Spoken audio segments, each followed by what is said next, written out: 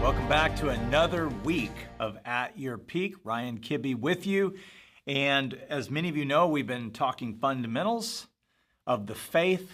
And really, these are some real practical areas that we feel very strongly about, that if you were to go back over the last couple of months and just review some of these concepts, we almost call them like sermonettes. Some of them have gotten a little longer, some up to 9 or 10 minutes, but the original aim is 6 to 8 minutes. Good news that you can use to help empower your day. Well, we have, since last week, we did about 5 days on a topic that we called 7 people you cannot help. And so I want to finish that up with 2 more of those types of people. And again, it's not labeling people and saying, oh, they're always going to be this way. It's a mindset and an attitude of people who they say, maybe we want your help, Ryan, or they want your help. But what they're really communicating is we just want relief. Just fix my problem, but don't touch me. Don't do anything else beyond that. I don't want any other help other than just give me relief. And as I mentioned last week, relief and freedom are 2 totally different things. Freedom is I'm unshackled and I can feed myself now. Relief is I'm still in shackles, but I have enough freedom, I have enough relief where maybe the shackles came off my mouth and I'm being spoon-fed. Many people settle for barely getting spoon-fed when they could be totally free. And so we want to look for people who want our help so they can walk in the freedom that Christ purchased for them on the cross. That means they need to be willing to be teachable and coachable. But there are mindsets that you cannot help. Jesus encountered it, and so do you and I. Today, you can't teach the unteachable. This is part 5 in our series. You cannot teach the unteachable. I think that pretty much self-explanatory. Proverbs 18 says this: one who separates himself seeks his own desire.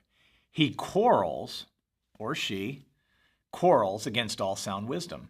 A fool does not delight in understanding, but in revealing his or her own mind.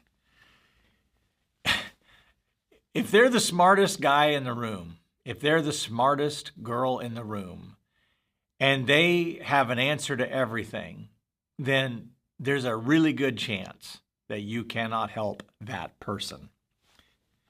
Here's why. If they're already the expert, why are you then wasting your time? I mean, after all, they've got all the answers.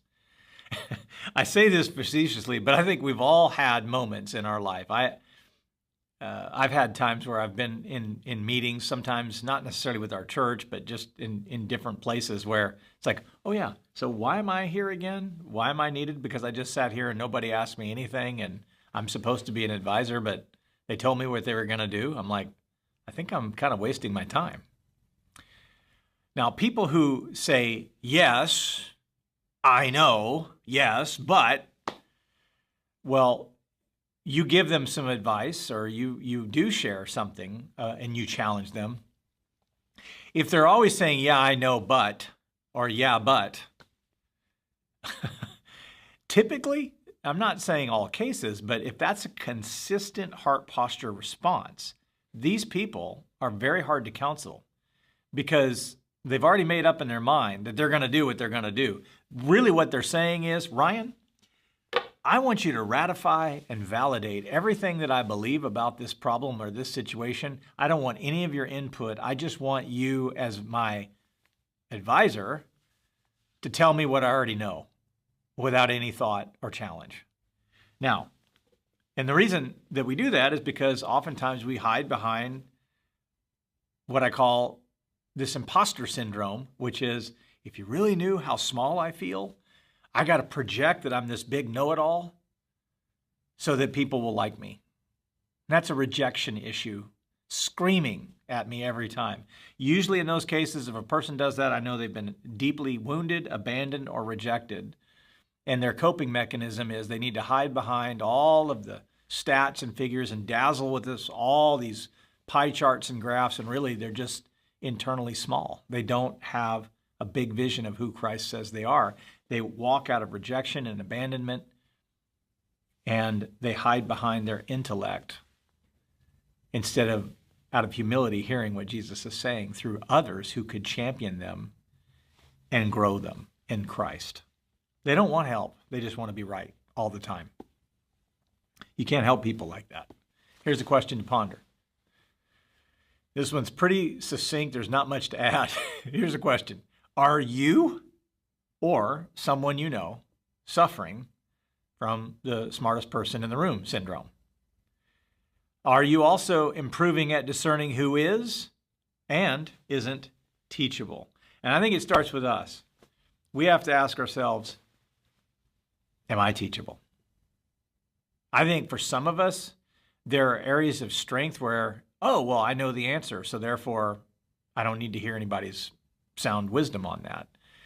But that's where you and I level off. That's where our area of growth levels off. When what you know hinders what you need to know, that's a problem. You've chosen to level off in your growth. When what you know hinders what you need to know, it's a problem. And we need to posture ourselves as a humble, lifelong learner. That means anybody can provide the wisdom of God in any situation as God leads and instructs them. So look for people who ask good questions, who don't hide behind title, arrogance, position. They are honest seekers of doing the next right thing. Look at the fruit of their life and say, gosh, does the fruit of their life reflect that it's all about them, or is it all about others in the kingdom? Good questions to ask. It'll help you to know who's teachable and who isn't. I think we've all mentored people who weren't teachable. We thought that they were, and we felt the pain of that. It doesn't mean we don't pour into people. Even Jesus had a Judas. But we do know that these are things to look for so that you don't waste your time and enable people to stay stuck in their smartest person in the room syndrome. All right, we'll talk more tomorrow.